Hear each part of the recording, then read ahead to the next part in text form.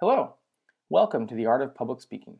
My name is Byron Puller, author of artofpublicspeaking.net, the website designed to help you advance your public speaking skills. Today, we're going to be talking about being memorable.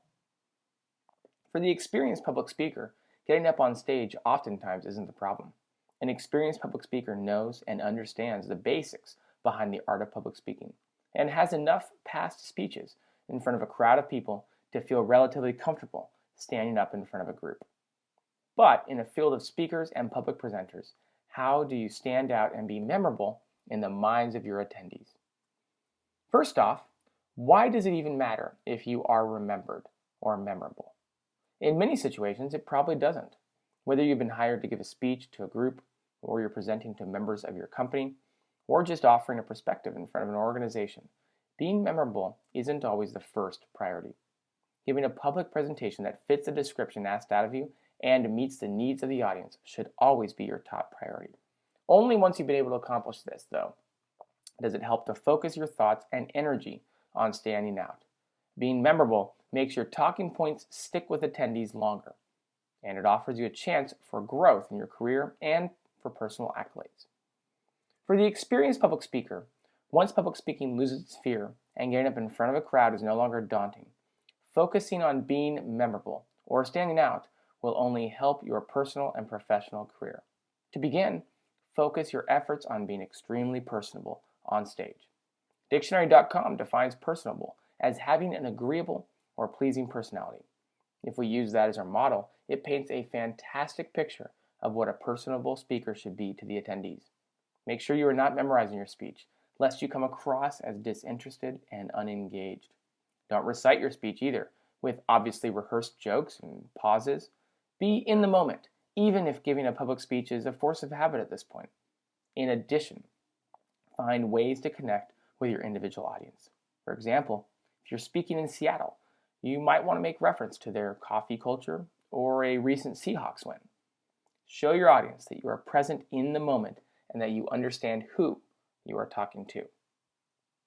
Be authentic. Being authentic in front of a large group of people can be a challenge, but a good public speaking presentation requires a public speaker that is genuine, real, and trustworthy. Being authentic involves showing all sides of you while on stage. Authenticity creates connection, and connection creates relation. Relation to your audience is the most important way to stand out and be remembered. Create a connection with your audience by revealing a non-critical weakness. A non-critical weakness is a weakness in yourself that isn't considered to be fatal, detrimental, or damaging. Rather, it's more of a personality trait or a revelation that can be considered endearing. Being a sucker for chocolate, hating to exercise, singing in the shower to Britney Spears, these are all non-critical weaknesses. We all have our own unique non-critical weaknesses, and in many ways, they shape and define who we are. Because they aren't actually a weakness, but more of an indicator of authenticity. By admitting these to your listeners, you are admitting that you have faults, and by doing so, you instantly gain their trust. No longer are you trying to cram questionable truths down their throats in your statements on stage. Rather, now you have admitted a fault, and thus have put yourself on an even playing field as your audience. A revealed non-critical weakness gains the trust of an audience and shows your authenticity. Another way to stand out in front of your listeners is with a unique differentiator. This is something about you that is memorable and unique to only you.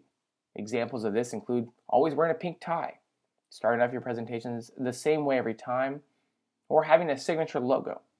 Anything that is unique and memorable will apply as a unique differentiator. You are trying to utilize something that stands out in the minds of others, something that they are not accustomed to seeing. While this will put you front and center, it will also allow you to be memorable. They might remember you as the pink tie guy, but they will remember you. And being top of mind is perhaps the most important element in standing out in a crowd. It is important for an experienced public speaker to focus on standing out and being memorable to their audience. In advancing your art of public speaking, standing out and being remembered helps to solidify the points you are making. In addition, it will propel your public speaking forward and afford you more opportunities to give a business presentation, keynote display, or just advance your public speaking skills. You've been listening to The Art of Public Speaking with Byron Puller. For more tips and tricks to help your public speaking skills, visit artofpublicspeaking.net.